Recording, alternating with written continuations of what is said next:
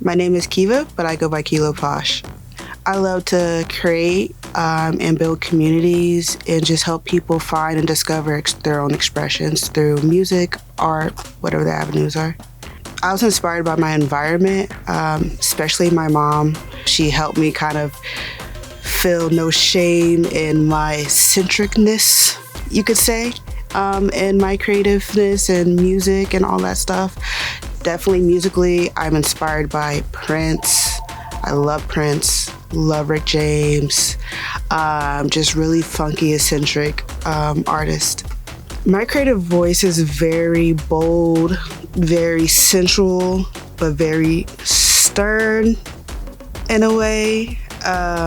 Super charming and assertive.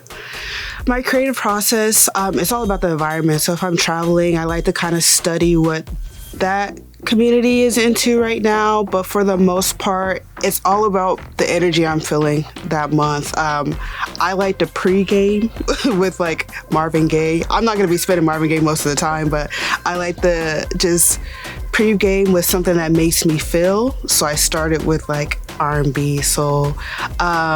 Then I do my research again and just build off of that. I add a little bit of a twist of like, okay, what is something staple, like a staple sound for me that's gonna let people know like, oh, this is Kilo. Like, this is not just your average DJ.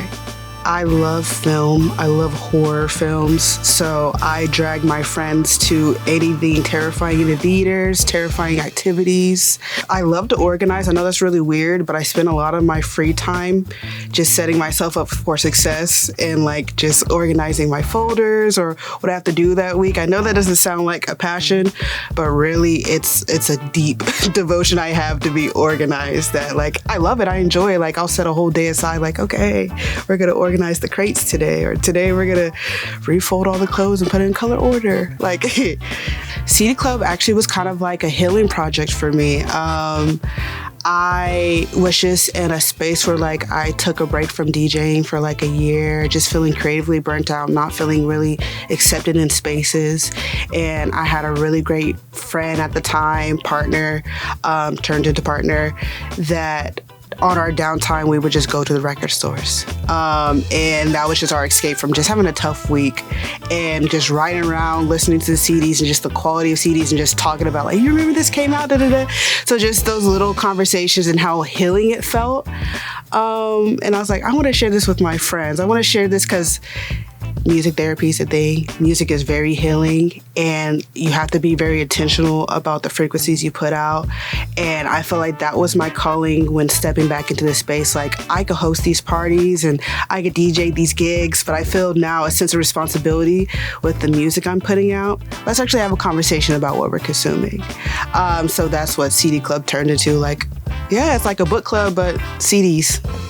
It's kind of scary seeing it grow because it's like a baby in a way, and you don't want everybody holding your baby. You don't want to expose to the world anybody to take your baby. But I'm very proud of it because it's very much a reflection of me. Like no matter who tries to interpret it, like it can never be what I put out because it really is just a reflection of my passions and who I am.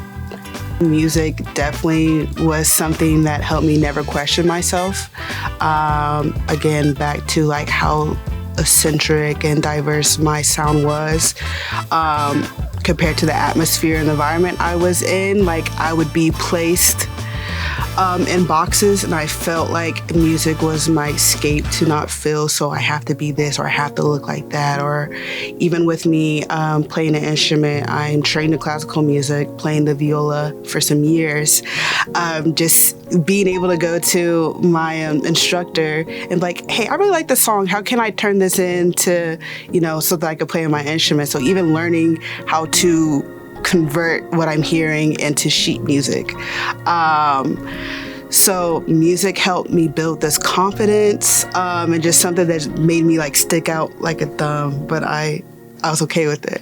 I felt proud about it because like I could do this. How many of y'all could turn embarrassing.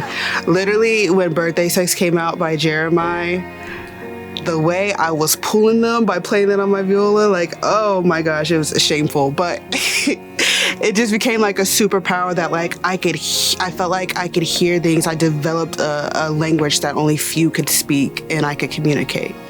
I'm just here to make you feel something. I just want to make you feel. If that's happy, that's great. Sad, that's great. Mad, sorry, but that's great. I feel like we've become so numb in a way that I just hope that I stir something in you that's positive, but at least I make you feel something in which you could acknowledge and you could, facilitate that for yourself and figure out what that's about.